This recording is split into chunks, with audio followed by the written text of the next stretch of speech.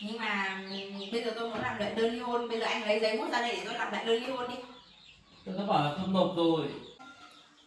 Thôi Tiến anh cứ lấy cái đơn ra à, để cho tôi kiểm tra, nếu mà có cái nào không lấy được thì bổ sung sau, cùng nhau hỗ trợ bổ sung, hai vợ chồng không cần phải tranh cãi nhiều là gì đâu.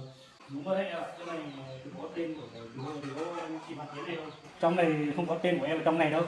Đấy, cán bộ kiểm tra hết đi, xem nào. Đừng có một đứa con này, đừng có anh này cũng chắc có trách nhiệm một tí để nuôi con, thì hai vợ chồng cứ thỏa thuận với nhau đi.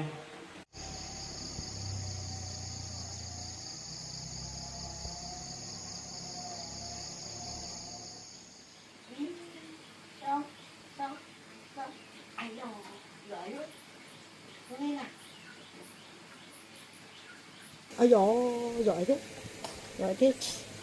Này, này. Xong. Xong. Ây dô, giỏi thế. Ây dô. Nó kéo được rồi. Này, này, vào để móc nhá. Đây. Ây, này, móc này. Ồ. Rồi, tí rồi. Giỏi quá. Giỏi quá nhỉ. Móc ở đâu không biết kéo ra. Đấy. Đấy. Ây dô, ây dô, ây dô, ây dô. Ồ. Giỏi quá.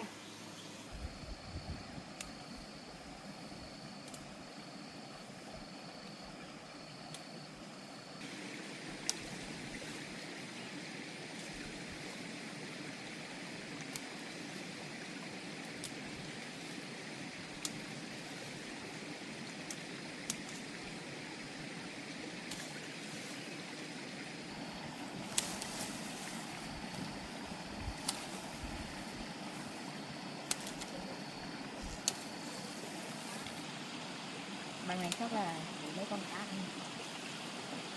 Con cá này.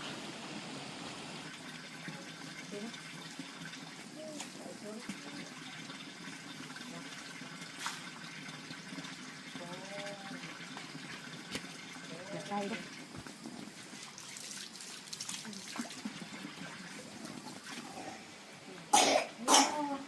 Chào chân gà với cá không phải bác ạ. Làm xong hết rồi. Vâng.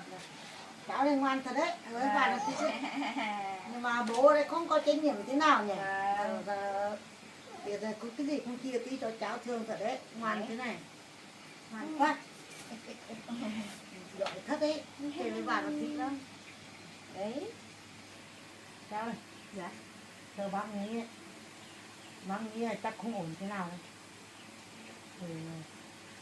Cái chuyện này, hôm qua ấy, cháu ký cái tờ giấy ly hôn này.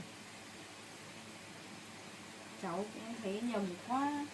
Như thế hôm qua cháu không ký, lúc đầu cháu định không ký rồi, nhưng mà anh ấy cứ nói ngon nói ngọt dụ dỗ cháu, bảo là thôi ký đi, đến lúc bao giờ bán hết tài sản ở đấy anh ấy chia cho một nửa số tiền ở đấy. Thế lúc đấy cháu cũng chả biết làm sao, tự nhiên cháu cũng nhắm mắt vào ký luôn cái vào tờ đơn ly hôn đấy đi. Đúng à? Cháu ở đây bị ký là bị nhầm Đấy. cho bác là nghĩ là ký này không được, chắc không ổn. Cháu cũng thấy Còn hai mẹ con nó không được tí nào thì mất trắng rồi. người không biết làm thế nào để bác nhỉ. Bác cũng không biết nữa. Bây giờ có bằng cách như thế nào thì lên trên thì xem họ làm thế nào. Không biết là trên chỗ cơ quan của anh này thì họ có giải quyết những cái vấn đề này không nữa. Chắc cái việc này cháu Hồ vẫn giải quyết mà. Nên cái việc này Thế nó làm công an nó phải giải quyết chứ. hay là bác đi cùng cháu đi lên đấy đi. Gì cũng được. Thế bác đi với cháu nhé. Ừ. Không biết là hôm nay anh Hằng có ở cơ quan không nhỉ bác nhỉ? Không biết được, sáng nó thấy đi rồi, đi sớm rồi. Vâng. Chắc cũng ở đấy là đi làm cái gì cũng không biết được, kiểu nó bảo đi làm thế bác cũng chẳng biết. Thế bây giờ hay là mình cứ lên đi. Chắc anh Hằng ở đấy mà nhỉ? Bác cứ lên đi, lên xem nó nếu ở đấy thì nó giúp được không? Vâng. Thế bác cháu mình đi thôi nhỉ? Vâng, thế đi. Rồi cháu lên bác vào đi nha. Đi nha. Để con này để áo trong áo cho con nha. xong đi nấu.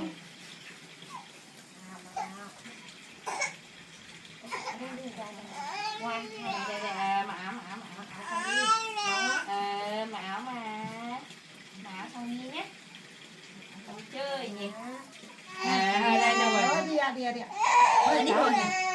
Là mình đã đi đến đồn công an rồi thì mình bảo bắt cháu Tiến nó về vậy ký lại làm lại cái đơn ly hôn nhỉ. Vâng, thế bây giờ mình đi lên đấy xong là nhờ anh công an đi giúp mình bác ạ. Thế chắc anh Tiến đấy mới nghe. Đúng rồi. Nếu không làm được thì cái giấy đấy thì cháu mình sợ nó sau này không được đấy. Đấy cháu Thôi sợ. đi nè. Vâng. Đây là cháu mà.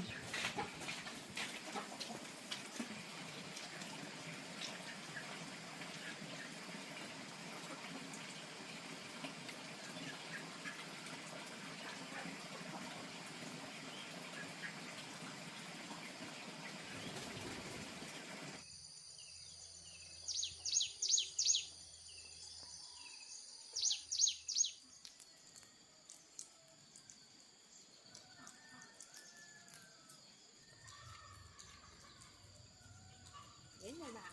Đi mà. Mệt quá. Đi thì lấy mệt thật đấy, đi bộ cô nào. Vâng. Sáng nay trời không nắng sớm đấy nhỉ bà nhỉ? Vâng.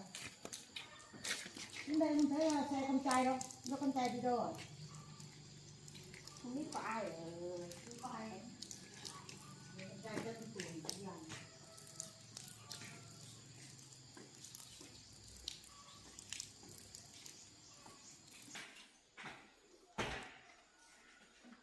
Chào bác. Vâng. Bác lên đây có việc gì không? Đó, bác cháu Linh lên đây có tí việc. Vâng. Con chăm sự nhờ cháu. Vâng, bác không sao.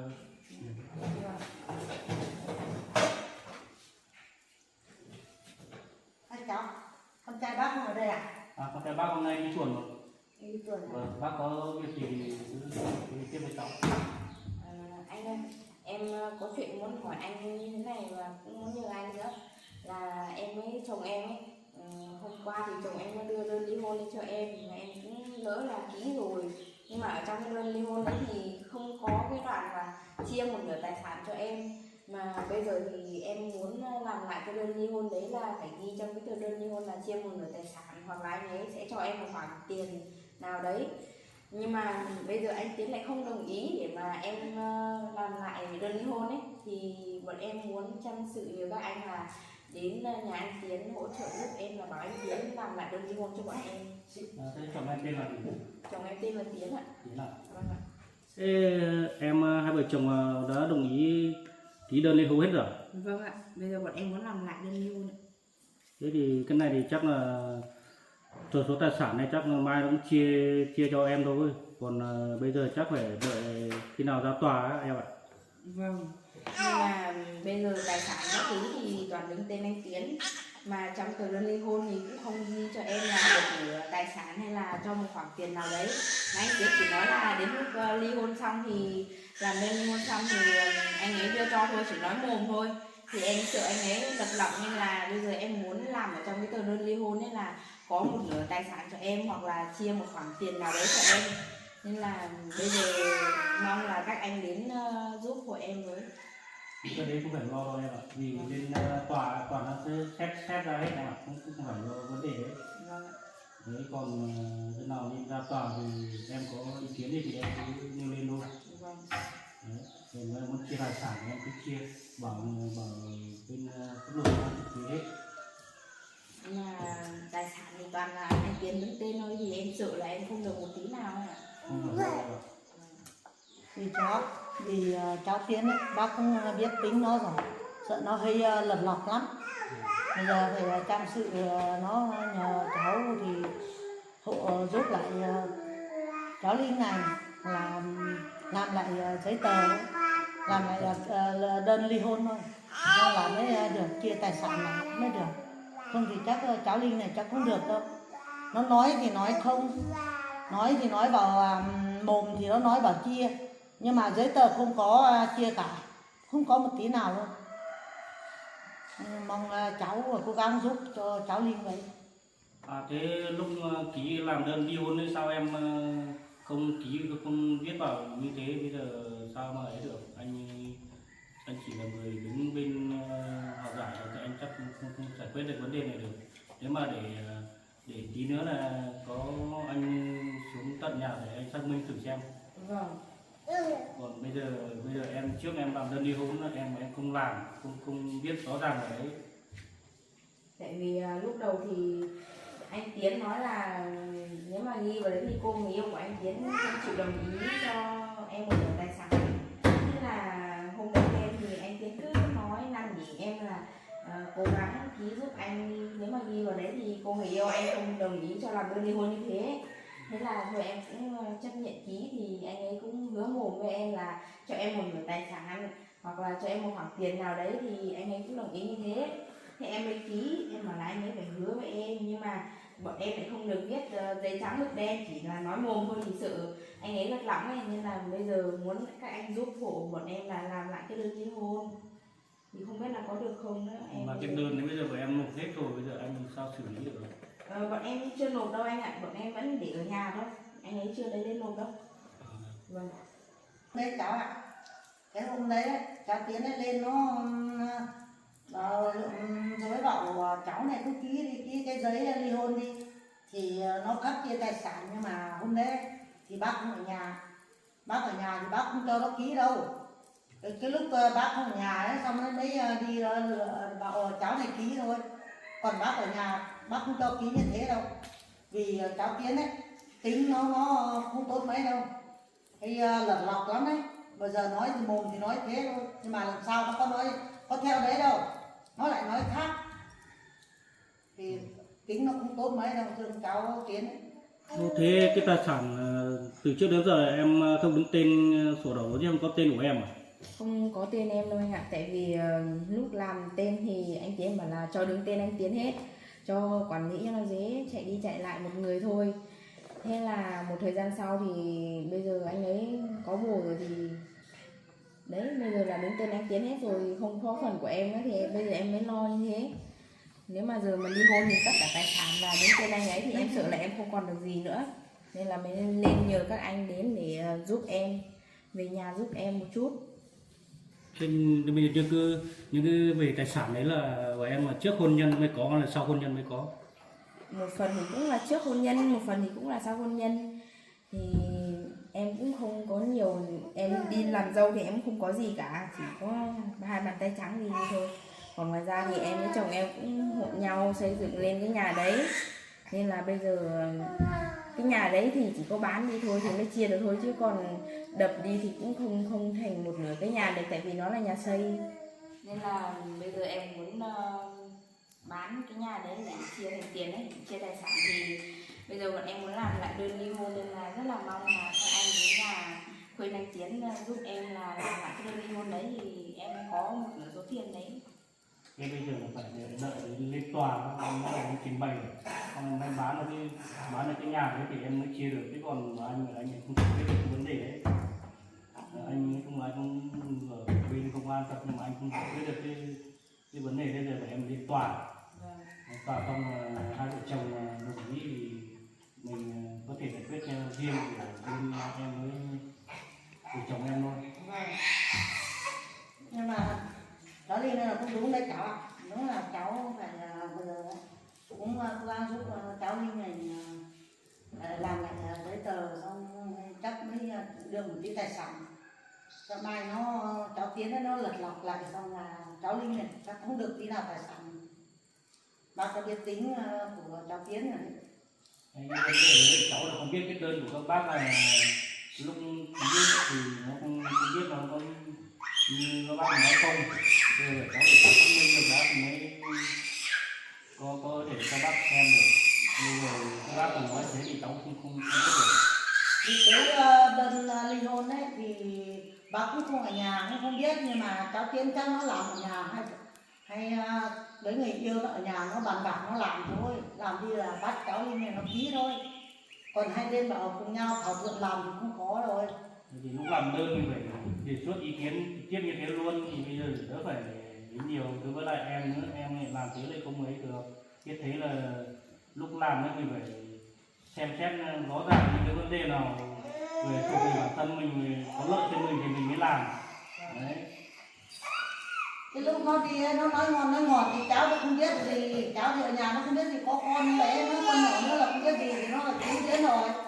Lúc bác về nó ký xong rồi con cháu bác bảo thế thì cháu đưa cái tờ giấy cho bác xem lại, không được là bác làm lại. Nó bảo không được, nó rồi bảo thế thì đưa cho phát nó cầm nó đi rồi, nó đuổi không kịp nó rồi. Lúc mình làm thì cũng cái vấn đề đấy thì mới khó. Lúc làm thì có ai đâu, Nên là bọn em muốn là lên đây để nhờ các anh đến nhà anh Tiến là bảo anh Tiến giúp em là làm lại cái nơi một cho bạn em với, chứ không mà cứ thế này thì chắc là tài sản em chẳng được cái gì rồi anh ạ.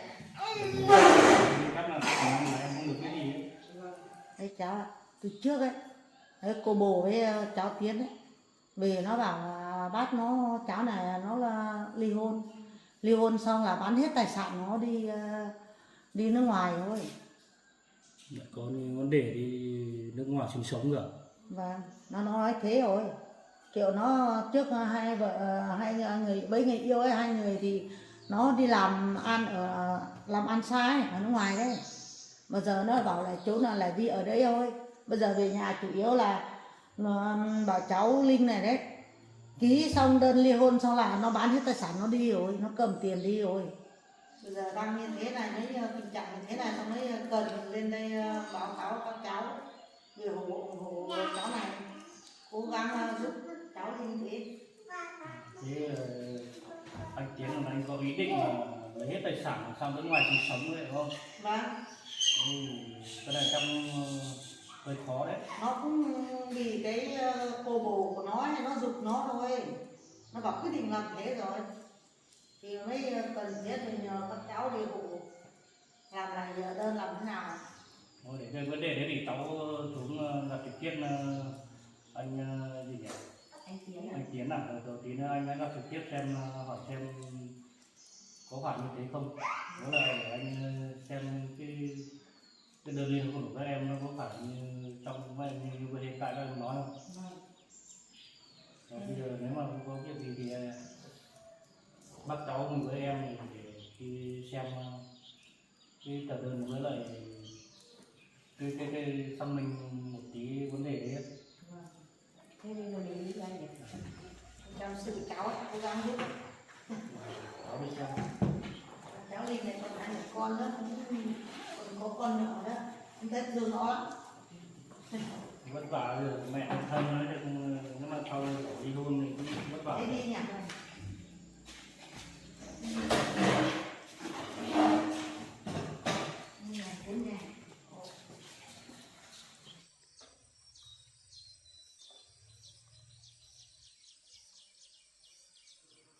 Alo. Em à? Anh được có vợ anh ký vào cái đơn ly hôn rồi. Vâng, chắc là tầm ngày hôm nữa đi làm giấy tòa làm thủ tục ly hôn xong là anh bán nhà bán đất này đi xong là anh sang bên đấy với em. Vâng, anh biết rồi, anh phép thu xếp nhanh sang bên đấy với em. Nhé em nhé.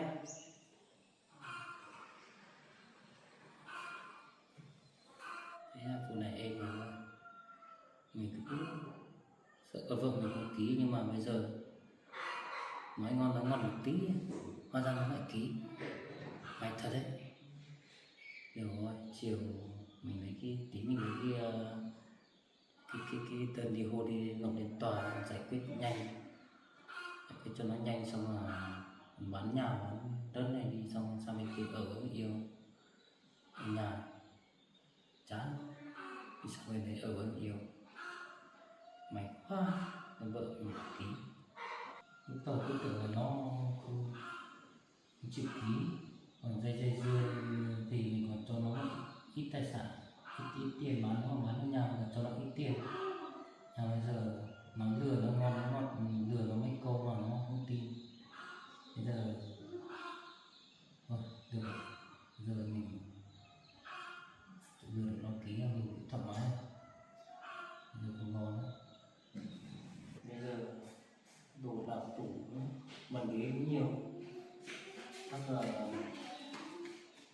nộp đơn ly hôn các kiểu xong rồi cái đồ cũng nhiều người cho lấy ra ngoài kia đó chui một tí xong rồi gọi người về xem mà mua được giá không thì bán đi.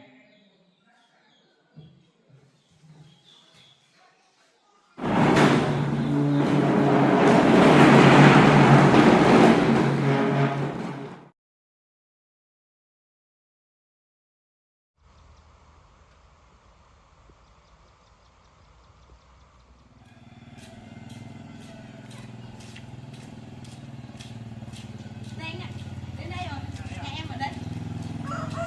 Đây, anh để xem ở đây. Đấy là cái nhà. Em làm gì đấy? Cô ấy làm gì? Em bảo là đến để làm lại cái đơn ly hôn thôi. Ý sao mà còn làm lại cái gì nữa, coi còn giống giống rồi làm gì? Ký xong nhưng mà hôm nay em bảo anh làm lại thì anh ấy chạy đi mất thôi. Chạy đâu mà chạy, ý xong rồi tôi phải về chứ rồi đây xem các cô làm gì nữa. Em bảo anh làm lại đơn ly hôn mà anh lại chạy đi mất. Ngồi đây. Giờ có đúng rồi về nhà tôi làm cái gì? Anh buồn cười thật đấy. Thôi bây giờ đơn đã ký rồi thì tôi cũng đã nói như thế rồi, bây giờ cô đi về đi với bác với dẫn anh công an này về đi, dẫn về đây làm cái gì, đi về đi. Tôi không về đâu, tôi chính là nhờ anh với bác này về để bảo hồ tôi là bảo anh làm lại đơn ly hôn cho tôi đấy. Tại vì cái giờ đơn ly hôn hôm đấy nhá, không có cái gì chia cho tôi cả nên là tôi muốn làm lại đơn ly hôn. Thế bây giờ ký vào rồi còn làm lại cái gì nữa? Ban đầu biết thế cô đừng có ký là được, bây giờ cô ký rồi còn làm lại như nào nữa? Tôi nộp lên trên hết rồi. Bây giờ đi anh ơi, em bảo này, rồi em mình ngoan về em chỉ xem qua một chút về cái tờ đơn ly hôn của hai chị thôi, không có vấn đề gì to tát đâu. Thì anh em với ba thì bảo em này có gọi là trước là cái tờ đơn ly hôn đấy là về cái tài sản này là trong cái tờ đơn ly hôn là không có bảo em này là không chia chác cái gì thì anh không biết, bây giờ để anh để kiểm tra một chút thôi, không phải là vấn đề gì to tát đâu. Cái đơn nếu mà em nộp rồi thì thôi, nếu mà chưa nộp thì để anh kiểm tra một chút, nếu mà ok thì đấy là việc của anh chị.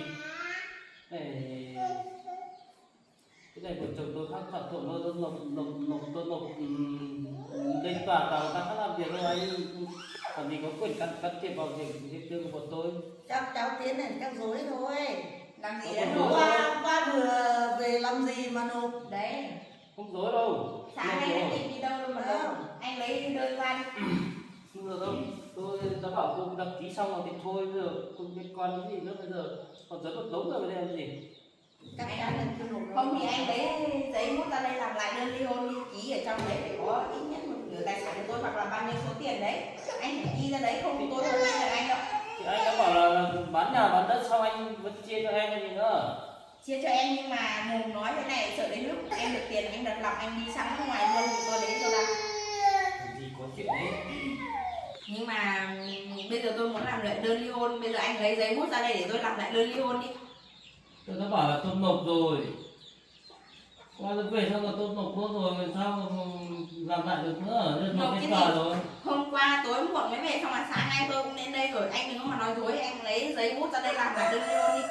Sáng sớm nay tôi gửi cho anh lên tòa nộp rồi. Tôi không tin đâu, anh đi lấy giấy bút vào đây để tôi để làm lại đơn ly hôn đi. Bây giờ nộp rồi còn làm lại cái gì, bây giờ tờ đơn với lại tờ đơn đấy là em cũng ký vào rồi. Thì anh đã bảo là anh đi hôn xong là anh bán nhà bán đất, anh sẽ chia cho hai mẹ con em, còn làm lại cái gì nữa? Nhưng mà mồm anh nói thế tôi làm sao mà tin được, đến lúc đấy anh lấy tiền anh đi luôn sang nước ngoài đi thì tôi tìm ai, tôi lấy tiền ở đâu về? Sao không tin, anh đã nói như thế là phải tin anh thôi. Anh cái câu bổ của anh lật lọng nhanh lắm, tôi không tin đâu. Cứ đi nghe người ta sử dụng xong rồi về với cả công an về đây. Sử dụng cái gì? Nếu mà tôi không nhờ anh công an thì anh có nói chuyện với tôi không? Đấy anh ạ, anh thì rồi tôi có chuyện anh có biết chứ mà anh tự nhiên thì về đây làm cái gì? Hai vợ chồng em đã nói chuyện với nhau, ký vào đơn ly hôn rồi, bây giờ em đã nộp xong hết rồi, giờ còn liên quan thì đâu, bây giờ chỉ chờ tòa ấy đấy chứ. Không, anh nói này là tức là sáng nay ấy là đi anh ở cơ quan ấy, thế bà này với em này lên trình báo anh về gọi là cái đơn ly hôn của em ấy thì anh cũng không biết đâu. Anh bây giờ anh xuống đây anh chỉ để xác minh là về có đúng như thế không thôi. Còn nếu mà nó đúng như thế rồi thì anh hai vợ chồng khác tự ấy rồi, bây giờ mình còn trẻ này với lại con còn nhỏ nữa, có cái gì mà mình sai rồi mình tự sửa thôi. Nếu mà con còn nhỏ này mình ly hôn thì để lại con còn nhỏ này chắc không nên đâu em ạ. Bây giờ anh hai vợ chồng suy nghĩ lại đi, bây giờ đây bỏ con thơ này thì cũng ấy quá, thì hai anh em xem suy nghĩ lại xem vợ cố gắng bỏ cho nhau một tí.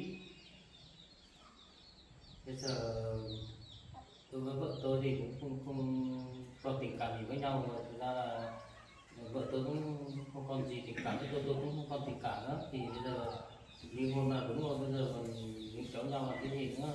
Không phải đâu anh ạ, anh Tiến này á, đi ra nước ngoài xong là có người yêu trước ấy, xong là mới nghe lời của cô người yêu kia xúi dục mê hoặc anh ấy, xong là bây giờ nghe theo cô người yêu kia hết rồi. Bây giờ chỉ chờ là bán tài sản hết, tất cả tài sản này đi, xong là đi sang nước ngoài chơi với người yêu thôi, giờ anh ấy chỉ nghe cô bố anh ấy thôi. Không phải đâu, anh cứ nói xấu anh. Nói xấu thì đúng sự thật là như thế còn gì nữa. Nhưng mà hai người xác định là không ở với nhau nữa thì thế là do hai người lựa chọn thôi. Thì bây giờ tôi vợ tôi cũng nói rồi, bảo là không còn gì tình cảm với tôi rồi, bây giờ ký tờ ly hôn rồi, bây giờ nộp rồi, bây giờ thì bây giờ chờ tòa xử lý rồi, bây giờ còn cái gì nữa đâu. Chắc là không tin đâu, Dương cháu Tiến này chắc không tin đâu. Xong qua vừa về nó tối rồi, sau về đến nhà sáng nay thì ở nhà thôi. Còn là đây này về còn lau bàn ghế này làm gì mà đi nộp được thế giấy đấy.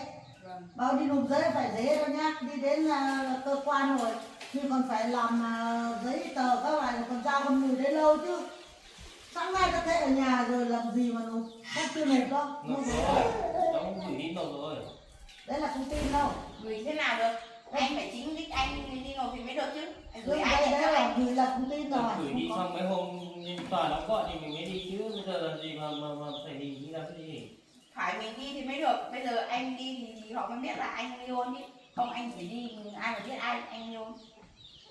Đúng rồi, cái đơn đấy bây giờ nếu mà em lấy đi nộp ấy thì bây giờ phải thông qua cơ quan của anh thì mới giải quyết được, rồi chứ không phải em lấy đi đâu nộp được đâu. Bây giờ cơ quan nào để cho anh đi nộp như thế, anh cứ lấy ra để xem để anh xem nếu mà có trong cái đơn đấy nó có chỗ nào sai sót thì anh hỗ trợ anh xử lý lại cho. Không anh ạ, cái này em cũng nghiên cứu kỹ lắm rồi, cũng biết ra gọi là trình bày trong cái đơn ly hôn đấy, em cũng biết rõ ràng hết rồi, không có cái gì phải sửa cái gì đâu. Bố thì em cứ đưa đây để anh xem xong nếu mà có cái trường hợp nào nó chưa đúng ấy, thì anh mới bổ sung sau một tí thôi. Còn nếu mà em không đưa ra xem thì anh bây giờ em này cũng không đồng ý thì bà đây cũng không đồng ý thì anh chả biết làm thế nào. Cái việc đấy thì không phải lo đâu, đồng ý hay không đồng ý thì mai cứ ra tòa kia thì tính sau. Bây giờ trước mắt bây giờ nộp rồi thì với lại cái đơn đấy nếu mà vợ tôi không ký thì không sao, nhưng mà bây giờ đã ký rồi nộp rồi thì bây giờ không ấy được, không rút lại được đâu. Anh không có nói dối nữa, anh lấy đâu ra mà nộp, anh nộp thì anh phải đích thân anh lên nộp, chứ anh đích thân lên nộp thì ai nhận cho anh. Anh nộp rồi, anh nộp bây giờ chỉ cần chờ tòa gọi thôi, gọi hai vợ chồng lên thì ký lên tòa giải quyết nốt cái chỗ kia nó xong là về là ok rồi em ạ, không ấy đâu. Vì anh đã hứa bảo là bán nhà xong anh đưa tiền rồi, em cứ yên tâm đi, không lo đâu. Đấy. Bây giờ em với bà với anh lại về đi. Anh cứ nói xuông như thế, đến lúc anh bán cái tài sản thì anh sang nước ngoài thì tôi lấy tiền cho ai? Thì em phải tin anh chứ, nếu mà em không tin thì lúc nào em cũng về đây rình mò xem anh có chạy đi lúc nào đâu mà anh làm gì mà. Nhưng mà cháu nói đúng đấy. Hôm nay cháu nói rằng là tốt nhất là bây giờ đưa cái tờ giấy đưa cho cháu này, cháu công an này cho nó kiểm tra lại xem nó Mà cháu thế nào. nộp rồi, cháu bảo là cháu nộp rồi, nếu mà không nộp thì Cháu cháu nộp là theo bác không tin rồi. Chứ nộp đâu, chắc là chưa nộp. cháu mà không nộp thì cháu chẳng đưa ra cho xem rồi, nhưng mà nộp rồi thì bây giờ lấy đâu ra nữa. cái kiểu lúc cháu biết đấy, nó không có chia tài sản tí nào luôn cho cháu này thì cháu làm gì dám lấy ra. Bác biết rồi cái chuyện này. Không phải đâu, cháu nói thật với bác là cháu cũng nộp rồi cháu bây giờ có cái gì nữa đâu. Bây giờ chỉ chờ tòa là gọi đi là hai vợ chồng cháu đi ra kia là làm ấy xong là về nó bán nhà là cháu đưa tiền cho vợ cháu mà cháu bây giờ cháu bảo đây con nhỏ này thì không đưa cho thì không đưa tiền thôi. Tôi mua đất chỗ khác rồi chứ. Đấy bác, hôm đấy cháu khuyên vợ cháu rồi bảo là bây giờ cũng tại cái con yêu của cháu ấy và nếu mà cháu ghi cái chỗ chia tài sản đấy mà ghi ra cái tờ đơn này là người yêu cháu sẽ không tin, cho nên là cháu phải bảo vợ cháu bảo là không cần ghi cái chỗ ghi chia tài sản đấy thì người yêu cháu mới nghe thì mới bán được cái nhà này. Bây giờ mà ghi vào đấy là người yêu cháu không nghe đâu, nên là bây giờ cháu khuyên vợ cháu bảo là thôi ký vào xong là đến lúc bán nhà đi xong là cháu khắc gửi tiền cho thì đấy vợ cháu cũng bảo như thế thì cũng ký rồi. Bây giờ làm cái gì nữa, bây giờ cứ chờ khi nào tòa đi gọi đi xong là ký xong về bán nhà cháu khắc gửi tiền cho vợ cháu rồi. Bây giờ bác ấy một người cứ về đi em ạ, cứ về đi. Cái đấy như thế là theo bác là bác không tin. Nói này, bây giờ là em là nếu không đồng ý này, với lại bà không đồng ý thì anh cứ lấy cái tờ đơn ra để cho tôi xem, nếu mà có cái nào nó sai thì tôi hộ sửa cho. Nó đấy, bà này nó không liên quan gì đến nhà tôi cả, cho nên là không phải đâu. Bà này nó khi sử dụng của tôi về để quấy nhiễu nhà tôi đấy, anh phải tìm hiểu lại đi nhá. Cháu nói thế nào thì chứ sao không liên quan? Quan gì? Bây giờ cháu đã ở với tôi rồi mà chẳng liên quan à? Tôi không biết đâu. Bà Bà bây giờ cứ xem anh ấy mà lấy cái tờ đơn ra để xem, nếu mà nó có gì sai ấy, thì cả đôi bên là mình cùng nhau xử lý. tôi không có trách nhiệm phải đưa đơn để xem cái gì cả, vì hai vợ chồng tôi đã nói với nhau rõ ràng thì vợ tôi cũng ký rồi. Bây giờ tôi còn phải đưa cho các anh xem là cái gì, vợ tôi ký rồi. Bây giờ Bà này cũng không liên quan gì đến hai vợ chồng tôi cả. Không đồng ý thì em không đồng ý, bây giờ em muốn làm lại đơn ly hôn, anh làm lại đơn ly hôn thì anh lấy cái tờ đơn ly hôn lên ra cho em đi. Thì em không đồng ý em ký vào làm cái gì? Hôm đấy anh đã bảo là đấy như thế rồi em ký vào. Bây giờ em còn thắc mắc ai? Lúc đấy là em thì anh dụ dỗ thôi chứ bây giờ em không dễ lừa thế đâu, bây giờ anh lấy vào đây để em ký đi. Thì anh đã bảo là anh sẽ đưa một khoản tiền cho con rồi thì em phải nghe lời cũng phải tin tưởng anh chứ. Làm gì anh mà nhẫn tâm của như thế, con còn nhỏ cơ mà.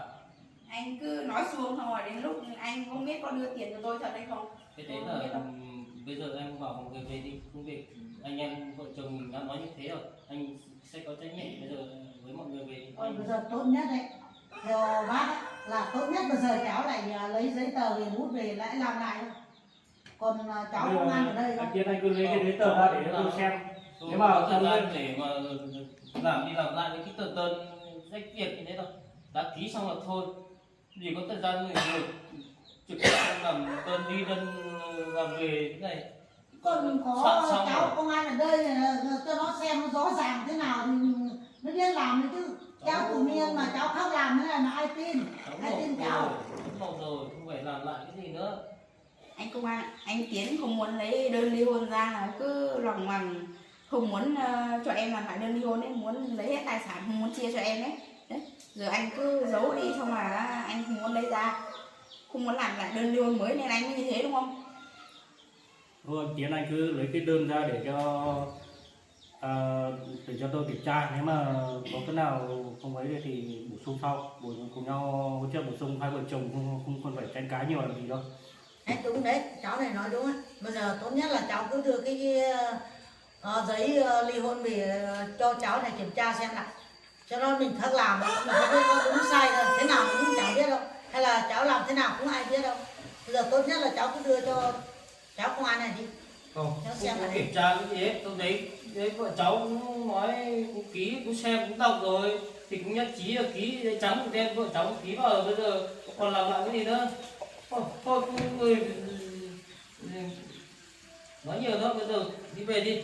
Đấy, Em nữa cái gì? đi về Không đi. đồng ý cái chỗ là không có chỗ nào chung với cái chỗ chia tài sản cho tôi đấy, phải có cái chỗ chia tài sản cho tôi hoặc là chia cho tôi một khoản tiền nào đấy thì tôi mới đồng ý. Thì hôm đấy nói như thế thì em ký vào rồi thì bây giờ còn làm lại cái gì nữa? Nói như thế nhưng mà vẫn chưa có cái chỗ để mà chia tài sản cho tôi không đồng ý đâu. Anh đi lấy về Tại đây sao, làm đi. tại sao em lại ký vào đấy làm gì?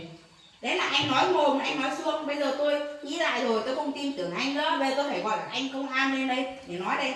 Em có gọi công an cũng thế rồi, bây giờ đơn đã nộp rồi, còn ký rồi, em ký rồi, tự tay em ký, không phải là anh bắt ép anh ký đâu. Anh nói là anh không bắt ép, anh lên tận nhà để nhà của bà đây để ở với tôi đây rồi để bắt tôi ký, anh mà bảo không bắt tôi ký à? Tôi có dùng biện pháp vũ lực cái gì để ép cô ký không? Tôi chỉ nói là như thế. Thì bây giờ cô ký vào rồi thì còn nói cái gì nữa? Đấy là anh dụ dỗ tôi ký đấy không phải à? Hả?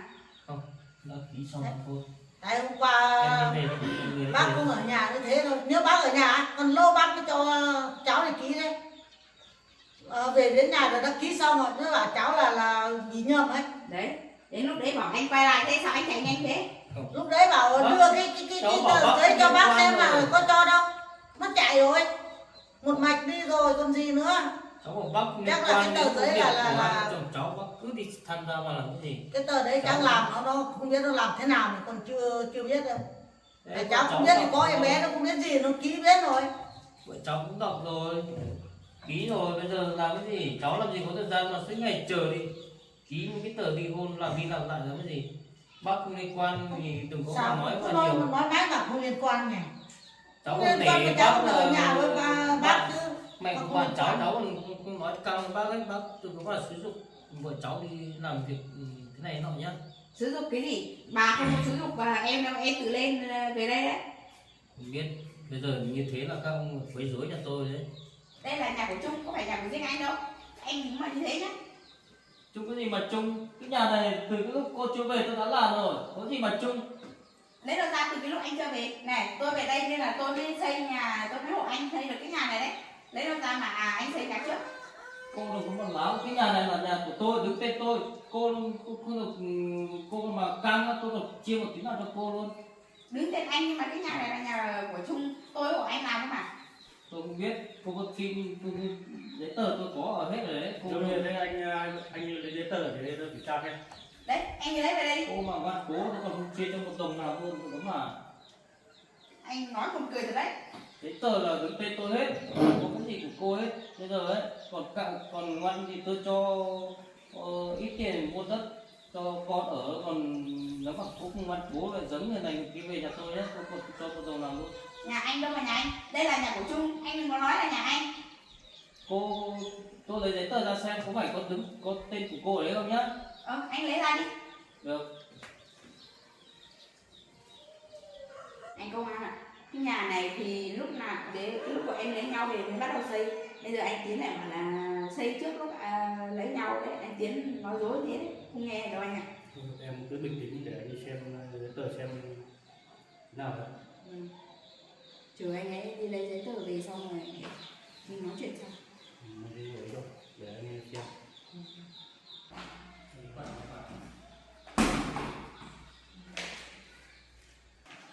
Đấy, ở đây, cô xem đi, có cái nào là của cô?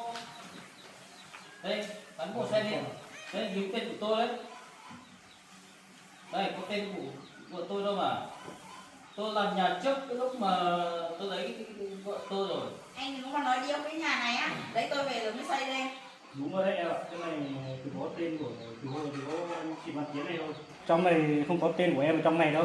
Đấy, cán bộ kiểm tra hết đi, xem nào. Của tôi làm thế này có đúng không? Dẫn người ở về đây làm như thế. Đây, tên tài sản đứng tên của tôi hết. Giờ bảo nói từ đầu bảo là như thế rồi còn cố ngang tôi không chia cho một đồng nào luôn. Trong này là thực sự là không có tên của em trong này. Để có chủ hộ của anh này đâu, anh Tiến này đâu. Nhưng mà cái nhà này cũng công sức của em làm nên chứ đến lúc lấy nhau về rồi mới xây cái nhà này mà. Cứ nói là không có thì bây giờ em lấy cái gì để mà ở. Thì đấy, thì anh đã bảo từ đầu rồi, anh cứ ký vào xong là anh bán cái nhà xong anh chia cho em. Thì em không nghe, bây giờ đấy, giấy tờ bây giờ có tên của em ở đây đâu. Toàn đứng tên của anh, tài sản đứng tên của anh hết. Em không nghe, bây giờ cái đấy cứ nghe người ta sử dụng công bây giờ về làm hợp đồng ra. Bây giờ có hay không? Anh nói em không nghe, đã như thế bây giờ anh cho không chia một đồng nào không? Đấy, anh xem thế nào. Anh hai vợ chồng cứ bình tĩnh đi.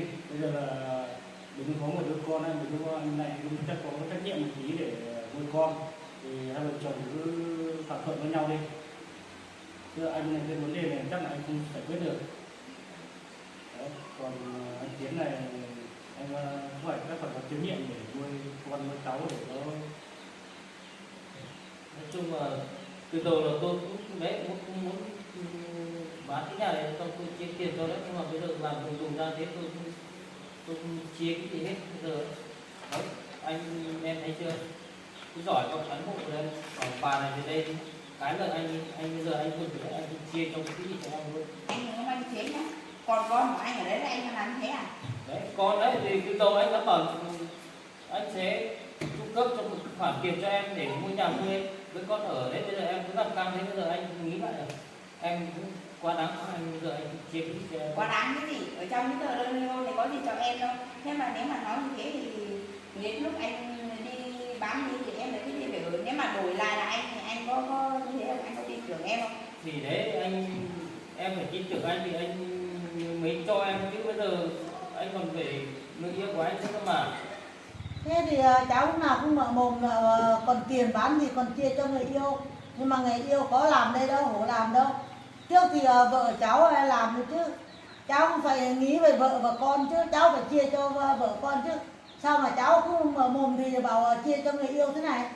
Thì cháu bảo là chia cho vợ mà, cháu bảo là chia một nửa cho vợ, nhưng mà đấy bác cứ xúi giục của cháu về đấy, với cả công an về đây bây giờ thấy hay không, sướng không, bây giờ giấy tờ đứng ở tên của cháu hết.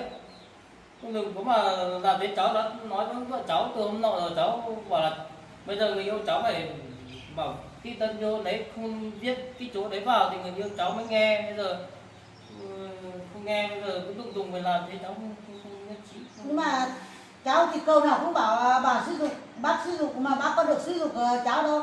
Cháu bảo dụ bác đi theo, đi lên đồn thế thôi. Cháu không biết. Nhưng mà lúc nào cũng bảo bác sử dụng, bác có được sử dụng cháu này về chuyện đâu. Thế thì cháu không biết, giờ vợ cháu đi về ở đấy thì bác cứ đấy bác sử dụng sao bảo vợ cháu mà biết làm thế này, nhiều hôm nọ thế vợ cháu làm gì biết đi công an thì bảo cái gì, chắc chỉ có bác sử dụng thôi. Cháu cứ tưởng là vợ không biết đi à? Không biết đâu, vợ Mà cháu một mình đi, chẳng nhẽ có đưa em bé đi thì bác đi theo đi chứ. Cứ tưởng là anh nào bác ơi, bây giờ cứ để lên tòa nó xem xét, tòa sắp giải quyết cho thôi. Còn vấn đề là trên em có trách nhiệm đó. Cháu bây giờ cháu cũng có việc là cháu xin phép về trước. Còn bác với em ở đây cứ thỏa thuận với nhau thôi. Anh Tiến là anh khuyên đây này, em cũng phải có trách nhiệm với hai mẹ con của em này. Thì trong giấy tờ này không có, trong giấy tờ là không có cái tên của vợ, thì về cái tài sản ấy thì lúc vợ em với em ở đây nó cũng góp công sức, thì em xem nó nào nếu mà có tài sản thì được thì để cho vợ cho biết mình có nào cũng được. Còn anh bây giờ anh có việc thì anh xin phép anh về cơ quan tí. thì về đi cái này để hai vợ chồng tôi không biết giải quyết đâu. Nếu mà với em sau có chuyện thì anh cũng sẽ về trước đấy. Nếu vấn đề thì chắc là anh cũng giúp được. Mà nhớ với cô nữa cũng đi về luôn đi về ở đây làm cái gì nữa, nhà tôi mà đi về đi, bác cũng đi về đi. Về cái gì? Tôi vẫn muốn làm lại cái đơn luôn đấy. Làm lại cái gì nữa, bây giờ nói như thế rồi còn làm lại cái gì nữa, đấy giấy tờ đất đai các kiểu cũng cần của tôi hết, giờ cô còn đòi cái gì, tôi nói được rồi không nghe, bây giờ thì còn muốn cái gì nữa, đi về đi, bác đi về đi, không ở đây nữa. Đấy đi về đi, cô đi về đi, bác đi về đi. Nhưng mà cháu làm cái giấy tờ cho cháu đi ạ. Ôi không làm cái gì hết, đi về đi, vào đi về đi đi, em cứ đi về đi, không ở đây đâu. Đi về Cháu ơi, cháu. Thế thì em đi về đi anh nhanh. cũng làm cái giấy tờ cho cháu Linh nè. Cô nhà cháu nói này, bây giờ là trong Đi cái về đi, giấy tờ ấy thì chờ cái gì? cái giấy tờ là bây giờ được mang tên của anh Tiến hết, thì cháu chắc là cháu không giúp được vấn đề đấy đâu. Bây giờ cô với em này cứ chờ để tòa lên tòa xem xét nào thôi. Thế không giúp được thì cũng thương nó quá chứ. Cái vấn đề thì chắc phải mai để lên tòa, xong tòa nếu mà về anh Chiến là có trách nhiệm thì anh Chiến các tự để cái trách nhiệm mà nuôi con cho ít để cho vợ con thôi. Thế còn cháu bây giờ là về công việc thì cháu chỉ giúp được cái đấy được cô ạ. Không biết nói nữa. Thế cháu thì về nhá. Đấy đi về đi. Đấy, thấy cán bộ người ta cũng nói thế rồi. Em đi về đi.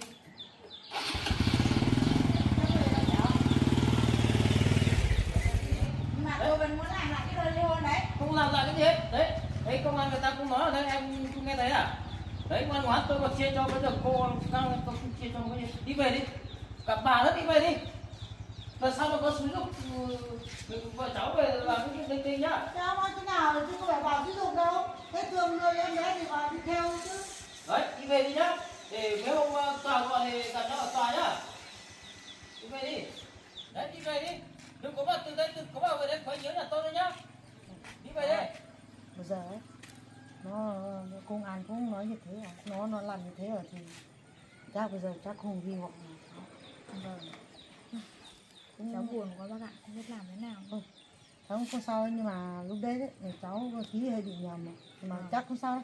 Cháu về bác hỏi con trai về hỏi con trai xem nào nó có giúp được gì cháu. Thôi đi về. Vâng. Biết thế lúc đấy cháu không ký vào đấy là được rồi. Thôi bây giờ cháu cứ đi tính đi. Làm thế nào được không hỏi em con trai có giúp được.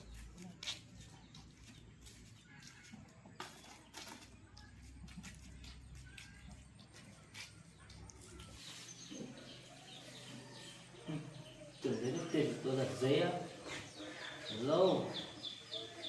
Tôi chửi nhanh xong rồi bán rồi. Nhanh. Rất rồi.